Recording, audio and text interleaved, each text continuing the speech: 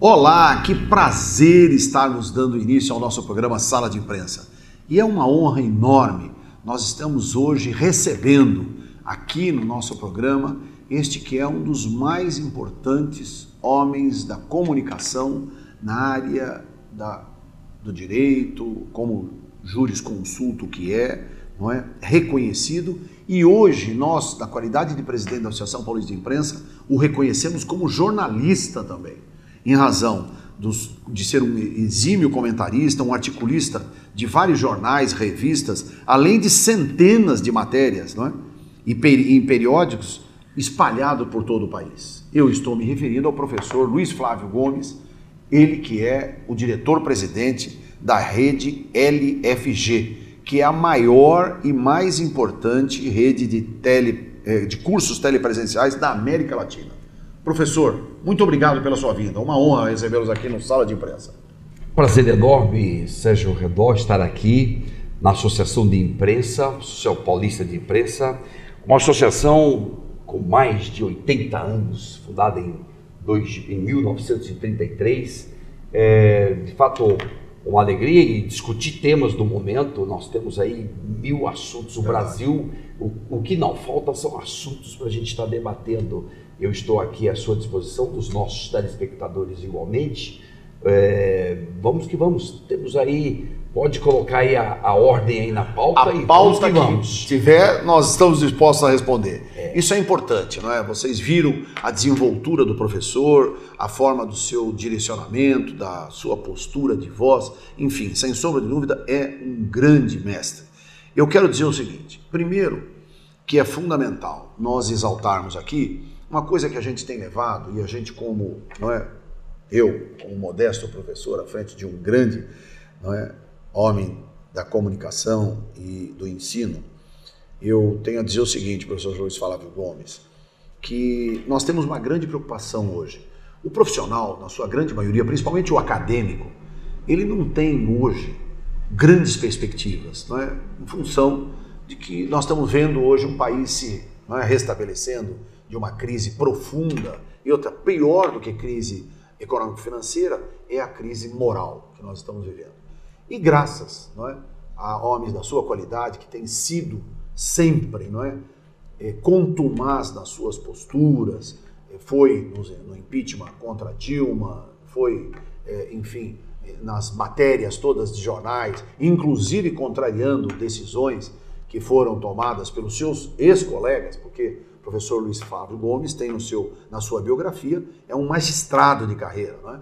E que teve aí uma grande participação em todo o sistema judiciário brasileiro, não só com as suas posturas, como a sua palavra, mas principalmente com as suas decisões, que hoje formam jurisprudências aí em muitos dos nossos tribunais.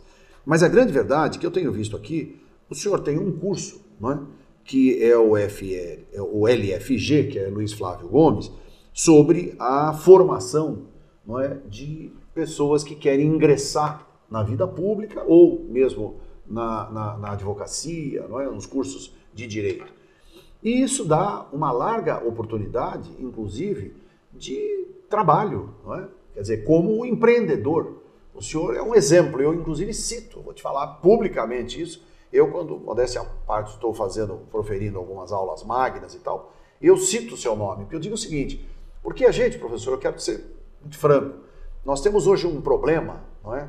Uma grande crise, que todo mundo fala, crise da Previdência. Não existe crise da Previdência. O que existe, na verdade, é uma crise do privilégio da Previdência, não é? E, na verdade, o que eu acho o seguinte, que nós, no fundo, temos que ter pessoas como o senhor, não é? Viu que tinha capacidade para estar dentro de um mercado, não é, que lhe desse abundância e que lhe desse oportunidade de negócios, o senhor partiu para a linha do empreendedorismo, criou um grande curso que hoje é uma multinacional, tá certo? Espalhada pelo Brasil inteiro. Enfim, isso é altamente positivo, porque faz com que as nossas posições sejam verdadeiras. O que eu digo para o acadêmico de jornalismo, para a comunicação, para o fotógrafo, para o cameraman? O seguinte: você precisa aprender a ser um profissional autônomo. Você precisa dirigir a sua vida da melhor forma possível. E ninguém melhor que o senhor dentro dessa linha para mostrar um pouco para os nossos acadêmicos, aqui especificamente de direito, mas que vão servir também para os nossos jornalistas, para os comunicadores sociais, de como se dá esse processo. Isso, de fato, minha história, eu passei pelo Ministério Público 3 anos, magistratura 15 anos aqui de São Paulo, depois advoguei 2 anos, aí deixei a advocacia e, de fato, desenvolvi essa ideia de que nós poderíamos fazer cursos à distância. O Brasil é um país continental, já colocamos isso aqui, nosso curso da Avenida Paulista, nós dávamos aula para todo o Brasil e nossa rede de ensino chegou a 450 escolas em todo o país e chegamos a 100 mil alunos. Foi nesse instante que eu então... 100 mil alunos? 100 mil alunos, foi o dia que eu fantástica. vendi meu empreendimento e passei só a dar consultoria para eles. O que todos os grandes management fazem. É isso daí. E de fato o detalhe importante é isso, a questão é de criar oportunidades para as pessoas. Nós temos talentos incríveis nesse país, impressionante, porém o que falta para eles é informação.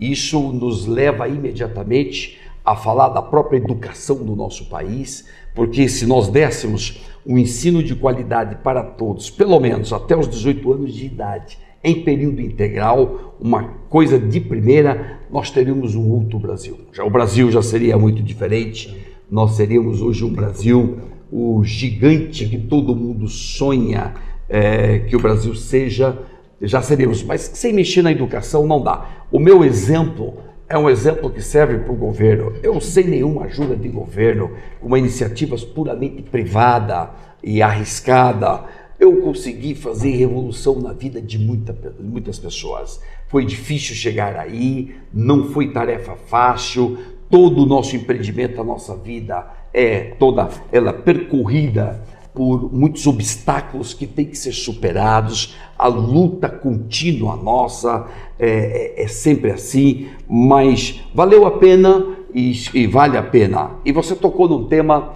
ética. Sempre procuramos passar essa postura ética e hoje eu me dedico 100% ao nosso movimento Quero um Brasil Ético e estamos dedicados a ele todo o tempo, porque nós vemos aí agora todos esses envolvidos em grandes escândalos judiciais e policiais, pessoas riquíssimas, estudaram fora do Brasil, estudaram na Sorbonne, em Paris, estudaram em Harvard, Oxford, mas não aprenderam ética. Infelizmente. Aí você vê grandes empresários do Brasil envolvidos, vários na cadeia. Cipualdi, não é? O Lamaçal de desonra tremenda. E outra, com todo respeito, professor, por que tudo isso, né? Exato, a que ponto chega a ganância humana? Chega a ganância humana? A que ponto chega? Porque você pode ganhar dinheiro e muito dinheiro, porém ilicitamente. Exato. Aí agora está lá um empresário, 2 anos e meio na cadeia, não vê o crescimento das suas filhas, não está acompanhando como é que está indo essas filhas em termos escolares e tudo. E que o tempo jamais retornará para ele. De modo algum, acabou o dia passado. Eu acho que essa está sendo, além da condenação de deixá-lo, não é, privado da liberdade, é também esse processo da família, né? De ter o distanciamento dos seus filhos, não é? Dos parentes, Perfeito. Da mãe, do pai, da esposa. Não é? Tudo isso significa que quando você faz o império da lei para todos, as pessoas vão ser punidas e começam a ser privadas de uma série de direitos, e é o que nós estamos vendo nesse instante. E que o Brasil siga assim, nós somos desta linha de que o império da lei, não queremos abuso, não queremos que ninguém, nenhuma autoridade pratique arbitrariedade, não somos isso, mas que se faça o império da lei contra todos, e aqueles que praticaram desvios e desvios graves, que respondam por eles. Agora, uma grande pergunta aí, Redó, que me formulam, é a história da ética. Você fala de ética, o que é ética? Exato. Então vamos, em 1 minuto aqui, sintetizar bem didaticamente para todo mundo. Ética é o seguinte, faça as coisas do jeito correto. Tudo que vamos fazer em nossa vida, tudo tem o jeito errado e o jeito certo. Tudo. Você vai participar. Todos nós sabemos o jeito certo. Esse é o tema. Agora, só que é melhor e mais fácil sempre o jeito errado. O jeito errado. Então você vai o errado participar. é mais rápido, é mais lucrativo, não é? Isso. Traz melhores resultados. É importante. Sim, traz melhores resultados. Você tem resultados por ser materiais. rápido e mais lucrativo, traz melhor resultado. Exatamente. Não é? Ou quando você vai agir de forma ética, de forma perene, de forma dentro dos princípios e valores, você tem aí dificuldades tremendas, porque você vê o tempo, não é? Veja, você vê o senhor mesmo, em pouco tempo aqui, falou 15 anos de magistratura, mais 3 do Ministério Público, mais 2, você vê, são 20 anos de trabalho dedicado, full time e outra. Tenho certeza que isso é importante falar. E me permita me dirigir dessa forma, eu acho até que hoje a sua cabeça, inclusive, né, como o empresário que tem mais abertura nesse sentido, e sempre a gente vai manter o respeito à magistratura, que a gente sempre mantém, não é? Até por questão da nossa formação também profissional, mas a grande verdade é a seguinte, o senhor já deve ter recebido, ou pelo menos insinuações, porque o senhor já mexeu com processos milionários, advogados e tal, como eu já exerci cargo público, já fui presidente estatal, já trabalhei no Ministério Público, já trabalhei na Câmara Municipal, já trabalhei no Congresso Nacional, quer dizer, então a gente todo instante é assodado. Eu sempre tenho dito o seguinte, a comparação é a seguinte, mulher bonita, tá certo? Sempre é cantada. Agora, ela se tiver valores, tiver princípios e tal, é lógico, ela leva aquilo até como um elogio, não é? E o homem público, quando ele é assediado por qualquer uma dessas tentações, o que ele tem que fazer? Tem que se preservar dentro, não é? Da incolumidade dele, dos valores, não é? Aí entra Mas isso não acontece. Entra o tema do caráter. O sistema hoje político brasileiro está todo ele, de fato, contaminado por uma corrupção endêmica, mas tem gente com caráter que está no cargo público e não se deixa levar. Mesmo dentro da classe política, que hoje está totalmente desprestigiada, mas tem gente com caráter que não faz isso, que não faz igual aos outros. Um Cristóvão Buarque, por exemplo, da vida, um Álvaro Dias, são tantas pessoas que não se envolvem com essas coisas. Aqui em São Paulo, o deputado o Arnaldo Faria de Sá. Arnaldo Faria de Sá, grande parlamentar. Exato, grande parlamentar. Então nós temos, isso nos leva a uma diferenciação que eu tenho transmitido para as pessoas, que é distinguir mudança de comportamento e mudança de atitude. São duas coisas diferentes. Eu explico isso com um exemplo. Imagine aqui, Redó, você dirigindo o teu veículo aqui na avenida principal a 90 por hora. Aí você vê uma placa 50 por hora. Debaixo da placa tem um guarda com a caneta na mão. Você está a 90. Você viu a placa. O que é que naturalmente você faz com o seu carro? Tem que diminuir a velocidade. Diminui a velocidade. Mas se não tiver o guarda, você não diminui. E passa 50, aí é que tá. Você, quando está com o comportamento de 90 e passou a 50, você alterou seu comportamento. Isso já é algo positivo, Afinal, naquele instante que você passou ali, você estava como um observador da regra, do jogo, da lei. Agora, o que é mudar de atitude? Isto é o que mais importa na nossa vida. Você que tem uma vida toda jornalista, acadêmica, de direito, presta atenção aqui, a questão é mudar de atitude. O que é de mudar de atitude?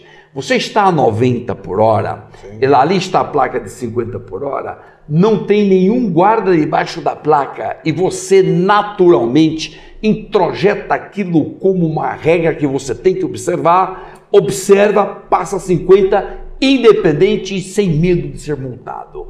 Aí você introjeta uma regra ética. Isso que é o mais fundamental em nossa vida. Aí entra teu caráter. Se você tem um caráter limpo, caráter firme, reto, não vai se sucumbir, como muitos não sucumbem. Nós temos muitos exemplos de gente que não está submetida a nenhum tipo de corrupção. Então isso que é importante, mudar de atitude. E aqui, só um minutinho que vale a pena a gente agregar. Perguntaram ao fundador da matemática, um árabe muito sábio, perguntaram para ele o seguinte: o que é o ser humano. Ele diz, ser humano é, antes de tudo, ser ético. E eu vou dar um número para isso como matemático, vou dar um número para ser ético. Número 1, legal. 2, se você for inteligente, eu vou botar um 0 aqui, aí fica 10. 1 mais o 0, 10. Ético e inteligente, 10. Se você for bem sucedido em sua vida, bota mais um 0, você fica 100. Se você for belo ou bela, mais um 0, você fica 1000. Só que se você não for ético, eu tiro 1 e você é o que sobrou. 0, 0, 0. Ou seja, bem sucedido, rico e belo, mas sem a ética, é o que vale 0. É o que está acontecendo com todo mundo que está na cadeia agora. É rico, bem sucedido, belo, etc. Mas não é ético. Então isto é importante transmitir para todas as gerações. Esta, a seguinte, todas.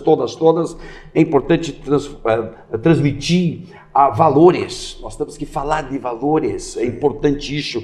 Agora mesmo, dentro do nosso movimento, que era um Brasil Ético, nós também somos uma entidade que está apoiando agora jovens ou pessoas que nunca participaram de política, que participe da política, lógico. Que vá para a política, se você é honesto. Porque é um erro, me permita, professor, é um erro fundamental admitir que a política é um escárnio, que o político é vagabundo. Não, a política, eu tenho dito sempre, é a rainha das ciências.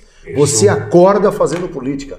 Quando você levanta, abre os seus olhos e ali você define o que você vai fazer, você já está fazendo política. Sem dúvida. Tá certo? Quando você chama alguém na sua casa, quando você fala com a sua esposa, se você tratá-la bem, você está fazendo a política de boa vizinhança, a política da cordialidade, a política do carinho, a política do amor. Quer dizer, a política é intrinsecamente como... não é? Inerente à vida do homem, não é? Quer dizer, ela, sem sombra de dúvida, os grandes filósofos, Montesquieu, Aristóteles exato, a falar sobre a democracia, né?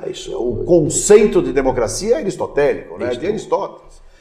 Então é importante nós compreendermos, e agora nós estamos apoiando, e muitas entidades hoje no Brasil estão apoiando uma grande renovação na política, porque nós precisamos introjetar dentro do Congresso Nacional princípios éticos. Aí você diz, mas todos lá serão éticos? Não, devagar. Não se faz mudanças de 100% da noite para o dia, mas se nós conseguirmos levar para o Congresso Nacional 30, 50, 60 pessoas éticas, vai fazer toda a diferença na nossa história, porque o Congresso Nacional, o que carece hoje é justamente de um grupo que tenha preocupação com a ética e com a coisa pública e não com meter o dinheiro no bolso de cada um e cada um se enriquecer sem nenhum tipo de ética. Como esse que nós vimos aí, né? Quer dizer, é estarrecedor, né? Um ex-deputado, não é? Um assistente de um ministro, depois ministro, né? Ter mala de 500 mil reais, aí depois vai, invade um apartamento, 52 milhões de reais.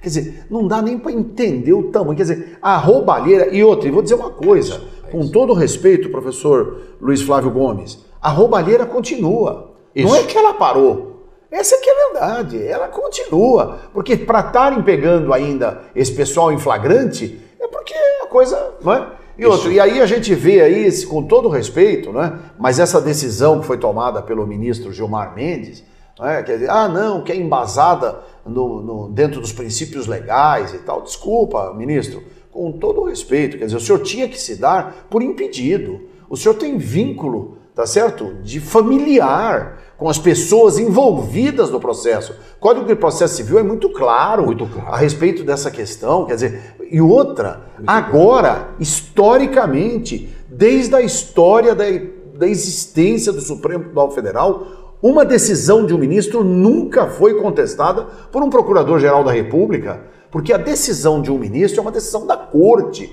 Quer dizer, você pode entrar assim com embargo de declaração, quando, tá certo, há uma obscuridade, não é? Quando há um conflito. Agora, na verdade, de interpretação, não. A procuradora-geral, aliás, quero cumprimentá-la, não é? a atitude da Procuradora-Geral, ela contestou e vai mandar agora novo julgamento ao plenário, que vai sair da primeira turma e vai para a segunda turma. Perfeito. Não é? Quer dizer, então, no fundo, veja que vexame. Isso. Não é? Quer dizer, e outra, eu quero dizer, votem bem esse ano, perdão, em 2018, não é? Com a finalidade que escolham bons senadores, porque os senadores da República são os únicos que podem, na verdade, promover o impeachment contra membro da Supremo Tribunal Federal. Só senador da República. Exatamente. Tá certo? Exatamente. E eu noto também que o Senado não fala nada, o presidente do Senado não fala nada, quer dizer, nós nos entregamos a esse processo de antiética na política, na sociedade. Isso tem que mudar, porque o Brasil não suporta mais passar momentos difíceis como ele passou agora, 3 anos últimos com recessão, mais crise, instabilidade política, instabilidade desemprego, ética, 14 milhões de desempregados. Isso não suporta. O país está à beira do caos e se não tomarmos cuidado, ele perde a coesão social e aí nós vamos ter daqui a pouco necessidade de intervenções localizadas aí do Exército para poder botar ordem em alguns cantos do Brasil pela desordem. Mas isso tudo nos leva então a refletir sobre se o Brasil tem jeito. Essa é a grande pergunta que todos formulam em minhas palestras, que eu faço todos os dias. O Brasil tem jeito? Claro que tem. Lógico. Somos a 10ª economia do mundo. Nós não somos um país pequenininho, somos um continente. O Brasil tem jeito, mas antes de tudo, os países que colocaram jeito fizeram 2 coisas que nós temos que fazer para copiar. Eu não digo comparar, eu estou falando de Hong Kong, Singapura, Coreia do Sul, Ilhas Maurício, Botsuana, Alemanha. Revolução na educação. Número 1 é a repressão. A lei tem que incidir contra todos. Não tem ninguém acima da lei. No Estado republicano a igualdade é fundamental. Número 1, repressão da lei. Número 2, a educação. É mexer em educação. E lá embaixo. E número 3 é o quanto que o povo indo para as urnas colabora com o sistema corrupto ou ele reprime o sistema corrupto. O povo também é responsável, porque nós temos a tendência de jogar culpa nos outros e a responsabilidade para os outros, mas nós também somos responsáveis. Muito. Muito, porque quem coloca todos esses políticos lá é o povo. Nós vivemos na democracia. É o povo. Isto, lógico. Ninguém está lá porque botou uma arma Todos que estão lá foram eleitos pela sociedade brasileira. Pela sociedade brasileira. Logo, é hora também da sociedade agora saber tirar. Exato. Soube colocar. Agora é momento de saber tirar e renovar. Renovar. Votar em nome novos, em pessoas, em candidatos. Está em candidatos que tenham compromisso com ética. Com valores morais. Com valores. Seja preparado também. E preparados, com experiência também. Com experiência. Conta muito. Convivência, conta muito. Não é? É importante isso. Meritocracia, que não se leva em consideração a nada nesse país. Quer dizer, precisa ter mérito. Sem dúvida. Indiscutivelmente, as pessoas que dúvida. fazem faculdade, as pessoas que estudam, que se preparam, que, enfim, falam um idioma, enfim, todas essas pessoas têm que ser diferentes das demais. E outra, porque nós viramos, infelizmente, professor Luiz Flávio Gomes, nós infelizmente estamos numa situação vexatória. Quer dizer, nós entramos nessa canalice, não é, desse pensamento esquerdopata, não é, do politicamente correto. O politicamente correto é o seguinte, é você não definir nada, é você não ter lado, tá certo? Você não está nem do lado A e nem do lado B, você não é nem quente nem frio, você é morno. E como a própria Bíblia diz, não é? Ao morno o canal do inferno, não é? Quer dizer, ou você está do lado direito ou do lado esquerdo, quente ou frio, não é? Ao morno sempre o canal do inferno, porque na verdade você não define nada. E o que nós temos hoje? Essa situação aonde as pessoas têm que ser comparadas, né? Quer dizer, hoje a pessoa ser rica, ser bem de vida, ser uma pessoa de sucesso, ela é tida como, não, isso é ladrão, isso é vagabundo. Isso é... Por quê? Porque é um conceito extremamente, não é, deturpado em função de tudo como acontece no país. Quer dizer, Óbvio, nós sabemos, nós temos problemas, nós temos dificuldades, é um país ainda em ascensão, não é? Um país que há necessidade de ter uma infraestrutura melhor, principalmente na questão da educação, mas o fato é que nós continuamos querendo igualar por baixo. Isso é ridículo. Não é? Até há pouco tempo atrás, graças a Deus que acabou isso, mas até há pouco tempo atrás, Cuba era um dos grandes eventos, Venezuela era um dos grandes eventos que os nossos ex-presidentes falavam toda hora de Cuba, de Venezuela. Hoje a gente até pode, não é? Você vê, o Paraguai passou na nossa frente, ainda em números não, mas já passa, não é? Porque o presidente está sendo extremamente empreendedor, diminuindo os impostos, reduzindo toda a burocracia, fazendo com que haja uma maior participação, né? Uma maior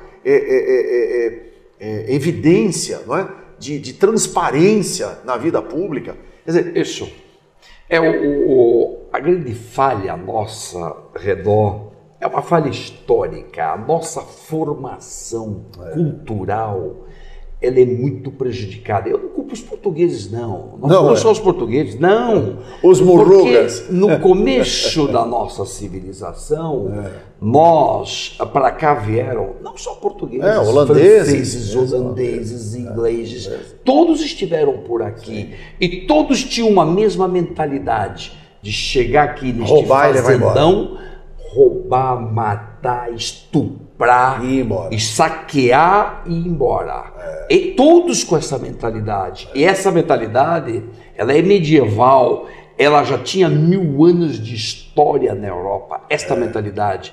Foi isso que veio para cá. Então nós temos um pouco de mouro, nós temos um pouco de árabe, nós temos um pouco de praticamente todas as culturas primitivas. Uma miscigenação. Miscigenação muito forte, que é isto. Ninguém queria ficar neste lugar. E esta mentalidade de roubar e ir embora, matar e ir embora, continua até hoje, pelo menos nas elites governantes isso ainda é muito forte. Então nós temos que atacar o problema de raiz. E atacar o problema de raiz é dizer as coisas com seus nomes. Há muitos ladrões neste país. Então nós temos que enfrentá-los, ao mesmo tempo respeitando o Estado de Direito. Ninguém quer aqui que saia por aí matando pessoas desnecessariamente. Só em legítima defesa você pode. Mas, suma, vai, ataca com a lei. E aí, o que nós precisamos? De uma postura agora da população brasileira. Não dá mais para a população brasileira dizer que não sabe mais das coisas. Está todo mundo com o celular na mão. Pelo menos 107 milhões tem celular na mão. Olha a informação. Vai votar em fulano. Olha aqui, ó. Dá uma olhadinha para saber se é gente boa ou não é gente boa. Se pode fazer, se não pode fazer. Exatamente, a questão de responsabilidade. Então é nesse sentido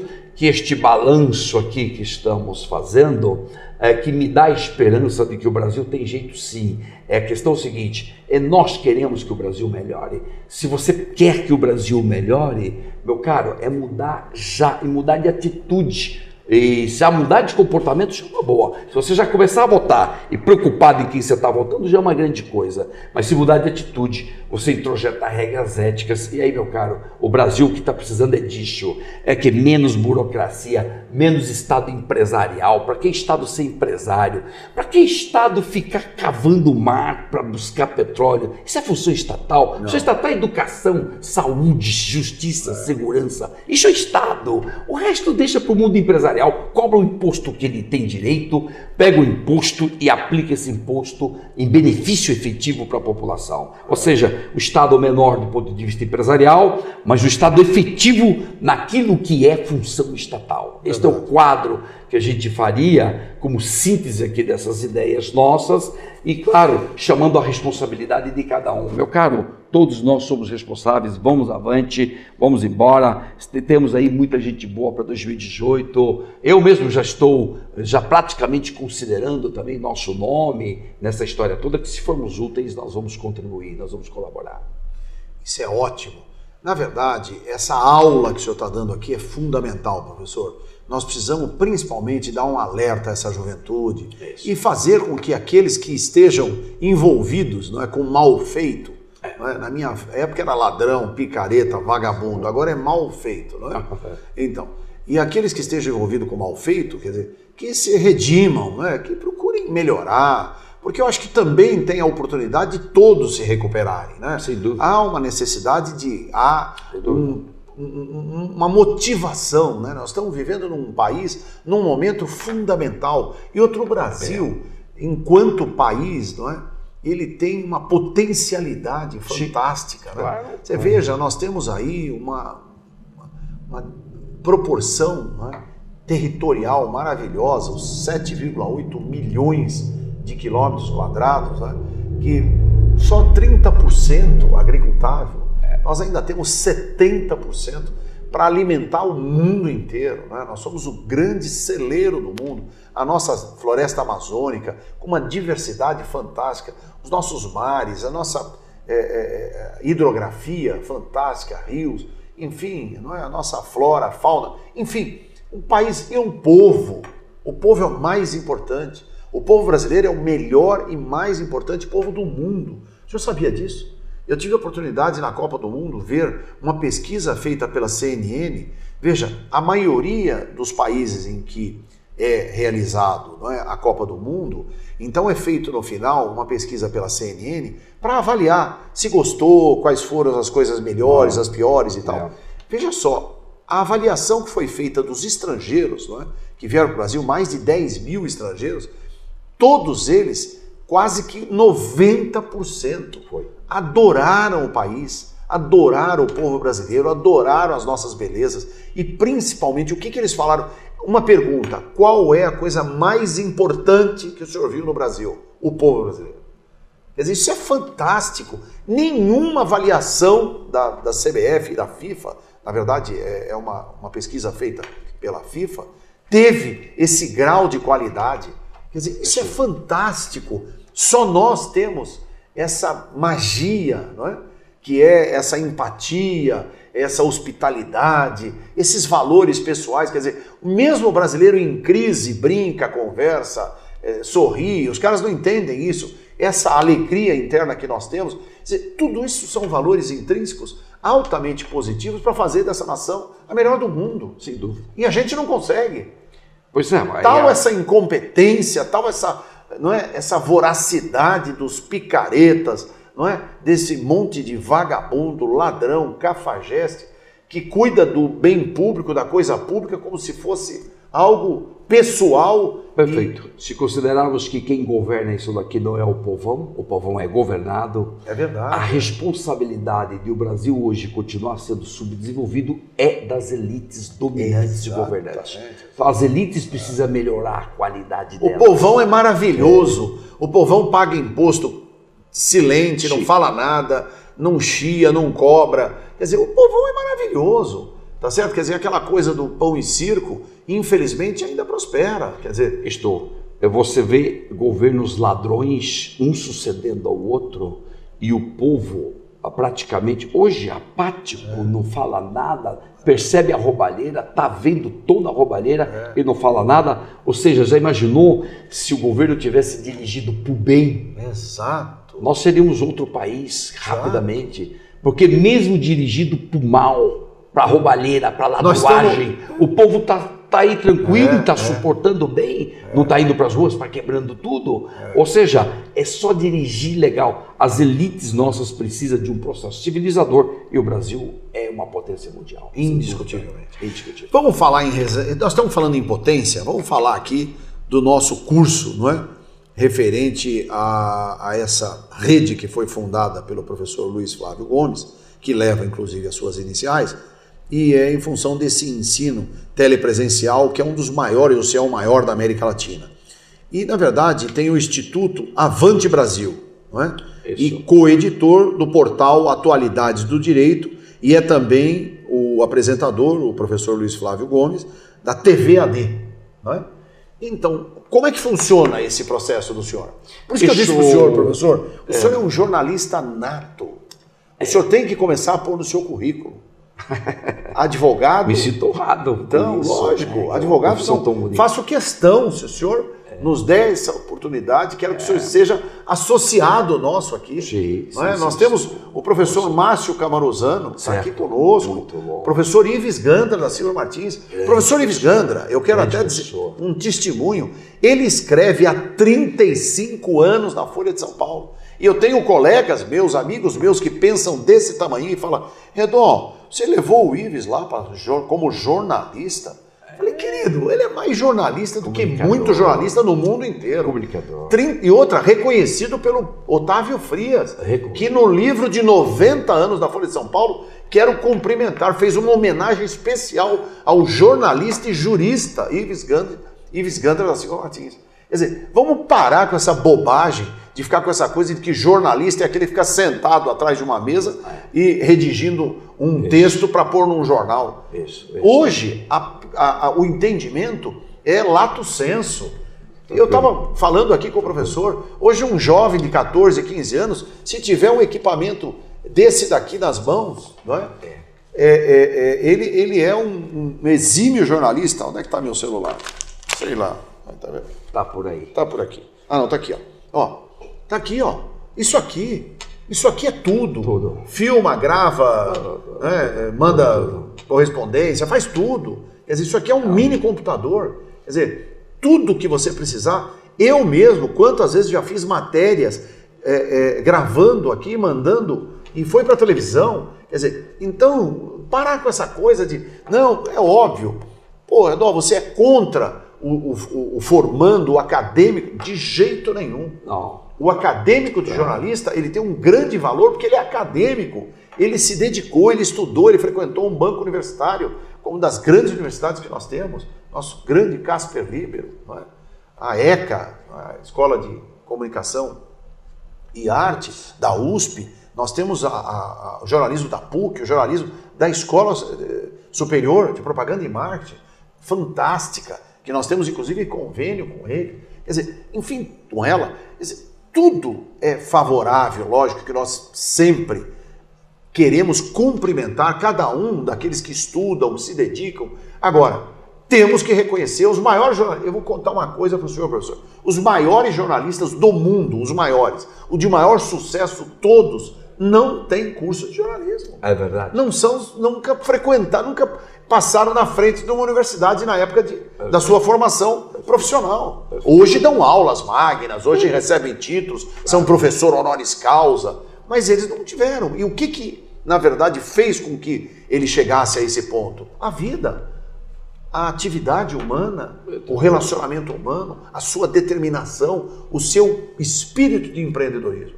Portanto, meu mestre, Luiz Flávio Gomes, considere a partir de hoje um grande jornalista, que o senhor o é. Muito obrigado. Como comentarista, isso, tá certo? Como um articulista de vários periódicos, revistas, jornais e outras. O senhor tem, eu poderia dizer que o senhor tem milhares de publicações espalhadas pelo mundo inteiro. Temos. Se colocar ainda na época de juiz, com jurisprudência, aí vai longe. Enche uma biblioteca. Vai longe. Então, portanto, considere-se, não é, um profissional não só da área do direito, mas também do jornalismo. E nós temos aqui, não é, o senhor como um grande, não é, mestre formado, não é, pela Unitoledo.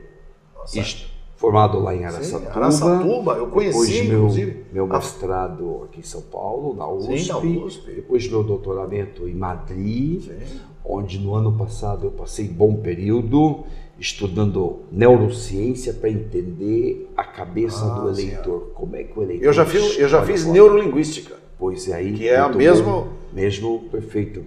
Mesmo sentido, né? Só para entender a cabeça. Exatamente. De que forma que o cérebro conduz a sua oratória. Perfeitamente. Com bem por aí. Todas as reações, as questões, né? Isso. E no fundo, comunicação, somos todos comunicadores, ou de maneira grosseira ou de maneira sofisticada. Acadêmica. E você vai refinando o teu pensamento conforme tuas leituras e tuas experiências. E é o que nós somos. Nós somos comunicadores por excelência. Todos. Homo loquaz, ou seja, somos homens que falam.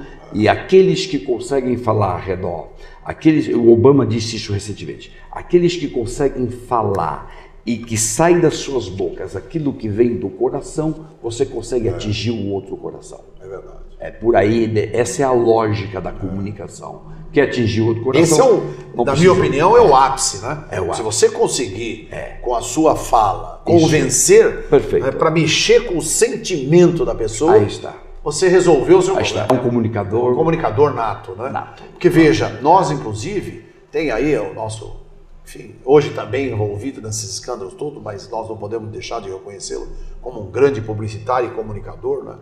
O formador de grandes comunicadores, que foi o Duda Mendonça. Duda. E o Duda fala tem uma frase que é fantástica, né? Que, na verdade, o preponderante não é aquilo que você fala, mas o que os outros entendem. É isso aí. Não é? É isso que é exatamente isso. Quer dizer, e se a pessoa entender e trouxer para dentro do coração aquela informação e mexer com o seu sentimento, acabou. Ganhou. Informação completou. Informação completa. É bem por aí. Nesse sentido, todos somos comunicadores. Né? E eu tenho aqui uma qualificação também, como juiz de direito em São Paulo, em 1983 a 98. 15 anos. Foi individual expert no Congresso da ONU. Foi. Queria que o senhor contasse um pouco dessa experiência também, que é importante. Sim, a ONU foi uma Organização das Nações Unidas.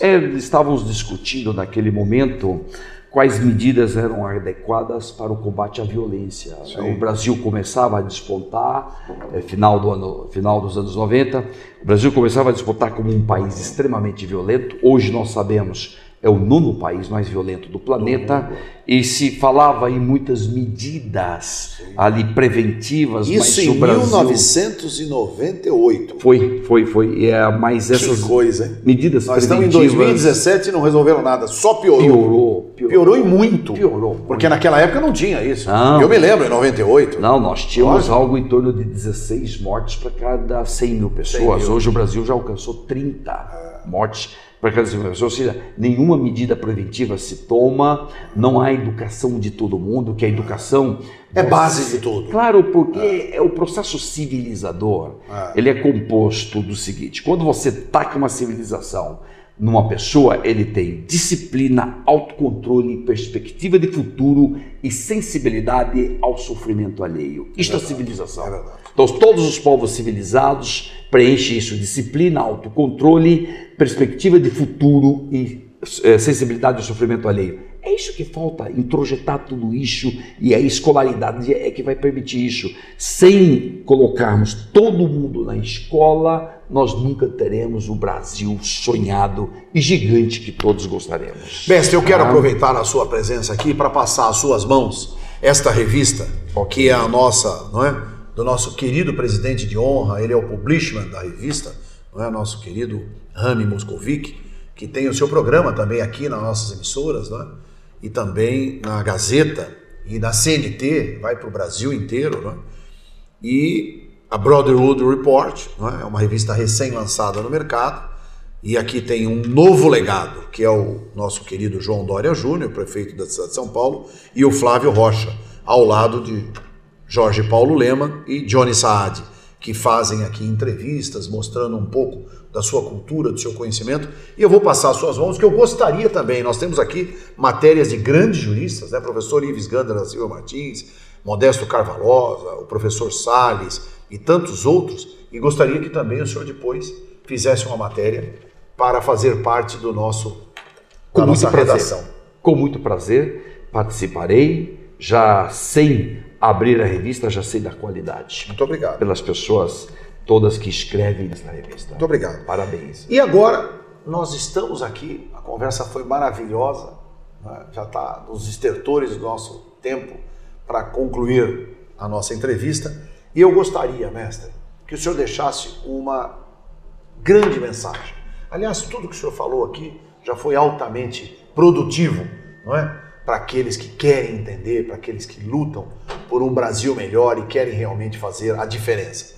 Mas eu gostaria que o senhor desse uma mensagem para a nossa Associação Paulista de Imprensa, que este ano faz 84 anos e que nós tanto lutamos em prol da liberdade de expressão, do direito da comunicação e, fundamentalmente, né, de toda a defesa pela qualidade da comunicação social. Isso. A mensagem nesse sentido, eu diria o seguinte: a responsabilidade do comunicador é indiscutivelmente uma das mais importantes no século XXI. Por quê?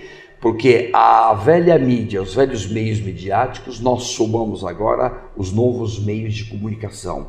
Todos estamos falando, mas cuidado com o que você fala, cheque o que você vai falar, porque tanto nós podemos agregar como podemos desagregar muito, muito, muito.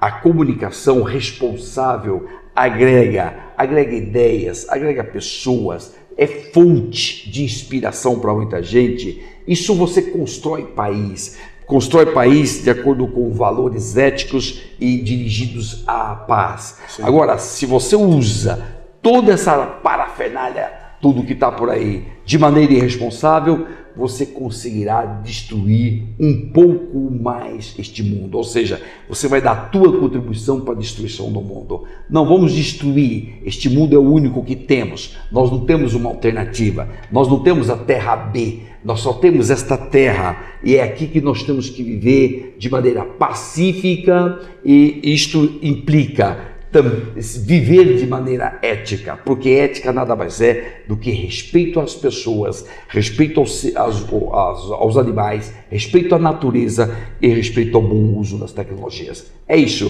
seja responsável, use os meios de comunicação como uma forma de melhorar o mundo, não de destruí-lo. Eu acho que não há mais necessidade de falarmos nada. Tudo já foi dito. Esse programa, sem sombra de dúvida, foi coroado com a presença do professor Luiz Flávio Gomes. Muito obrigado e até a nossa próxima oportunidade, onde estaremos juntos com personalidades, autoridades para trazer grandes conteúdos. Até a próxima.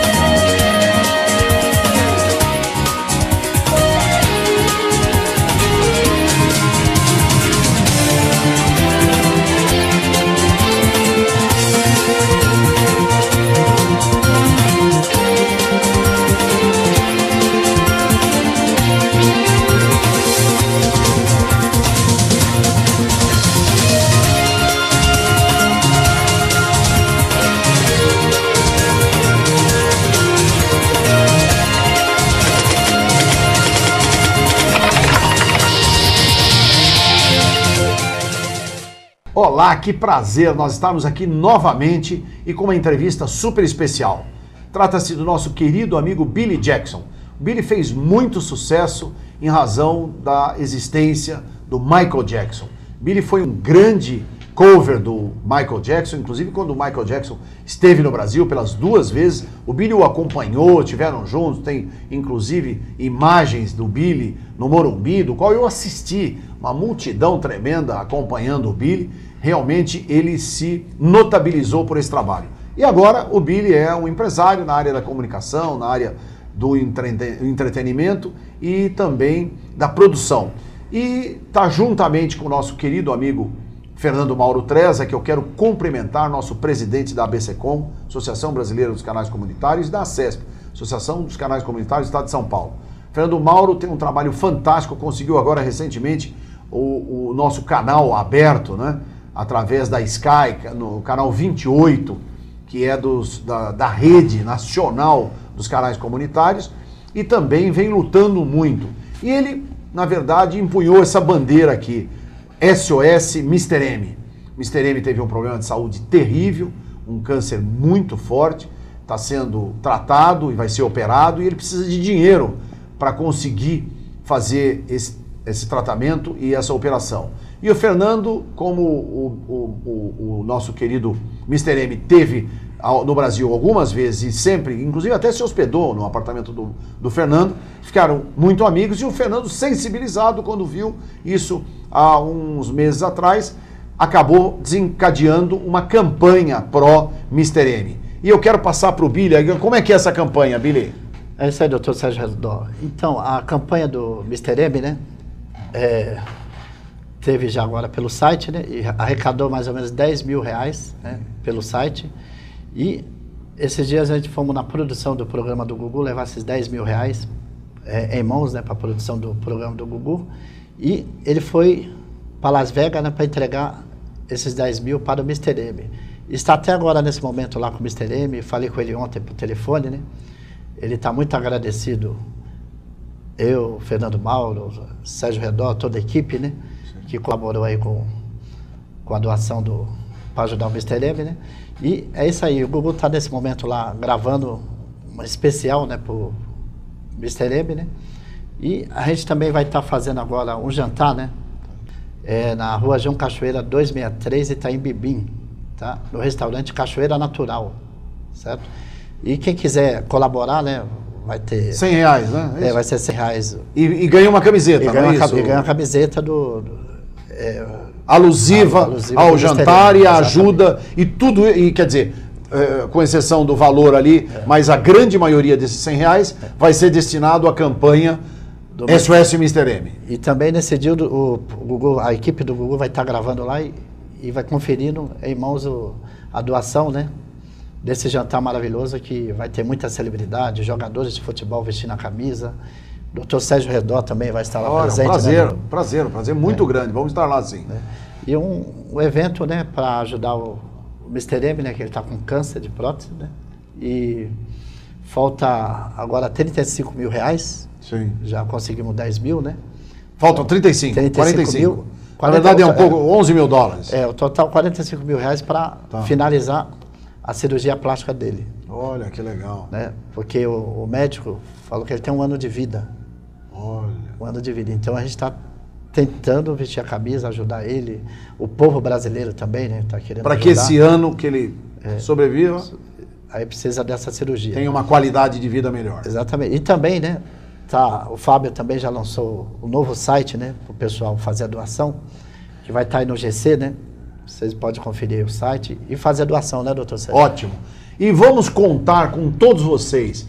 Vamos estar juntos. Está aqui, ó. Essa campanha é fantástica. Inclusive, ela está recebendo uma adesão muito grande. O próprio Fernando Mauro ficou muito encantado, conversou recentemente com o Cid Moreira, esse grande locutor, apresentador da Rede Globo Televisão, e ele fez uma gravação especial para o nosso mago dos sortilégios, Mr. M. Ouçam aí, olha que coisa fantástica. Muito obrigado, querido Cid Moreira. Olá, minha gente. Andava desaparecido o príncipe dos sortilégios, o mago dos magos. Ele mesmo, Mr. M. O mágico mascarado que nos trouxe tantas alegrias, ressurge com o maior desafio de sua existência: superar um tumor maligno em sua próstata. Devido à doença, ficou impossibilitado de trabalhar nos últimos 5 anos e fazer o mundo vibrar com seus truques e revelações estonteantes. Após gastar todas as suas economias para se manter e lutar contra o câncer, agora ele recorre ao apoio dos fãs e amigos do Brasil para fazer uma cirurgia e virar essa página de sua vida. Mr. M, o pensamento e as orações dos brasileiros estão com você. Para ajudar Val Valentino, você pode colaborar com qualquer quantia no site. Todo apoio é bem-vindo.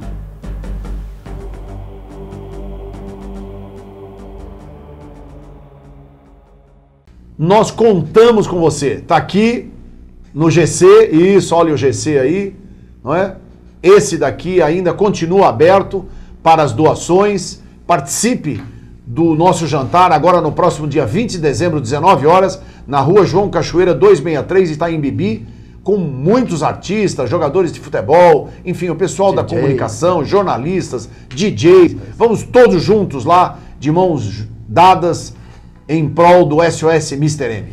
Até lá. Parabéns, Fernando. Obrigado, meu querido amigo. Eu queria também parabenizar, né, doutor Sérgio? Você recebeu o prêmio Comunicação de Destaque, né? Verdade! Na Assembleia Legislativa. Na Assembleia Legislativa, do nosso grande amigo Billy Jackson. Aliás, um prêmio fantástico. Quem recebeu foi o Silvio Santos, né? Isso. Como melhor empresa de destaque de 2017. Eu vi inúmeras jornalistas, o Pedro Bial também da Rede Globo. Pedro Bial, exatamente. Recebeu o prêmio. Amaury Júnior. Leão Lobo. Né? Todos os apresentadores de televisão do Brasil, né? Os top recebeu o prêmio. Isso é muito bom. E eu também, graças a Deus. Né, pela Associação de Imprensa. Não tenha dúvida, pela Associação Paulista de Imprensa. Exatamente, foi um sucesso. E também quero te convidar, doutor Sérgio Redó, para o dia 8, agora de março. Sim, de 2018. 2018. Sim. Eu também estou trazendo, junto com o Décio, né? Sim. O John Secada, vai ter o show dele. John Secada, fantástico. Vai ser lá no Clube Juventus. Da Moca, nossa querida Moca. E o doutor também está sendo convidado. Muito obrigado. E quem quiser já reservar a mesa também para o show do John Secada.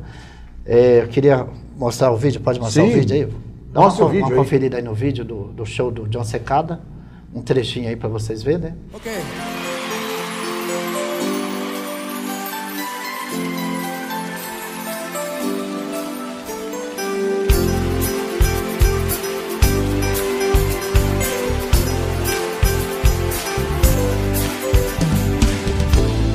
Taking a day at a time,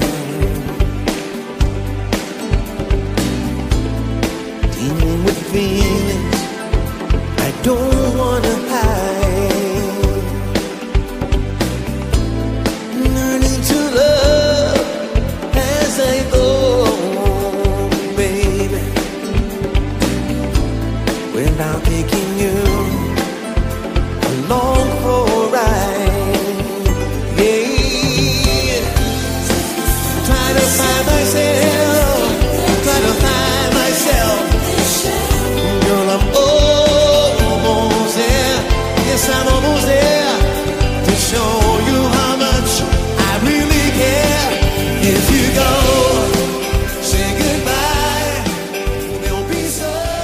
Estamos juntos, meu querido amigo Billy Jackson, Associação Paulista de Imprensa, prestando relevantes serviços à sociedade e ajudando aqueles que precisam. Muito obrigado, Fernando. Estamos juntos. Sucesso a todos. Participem. Tchau, tchau. Tchau, tchau.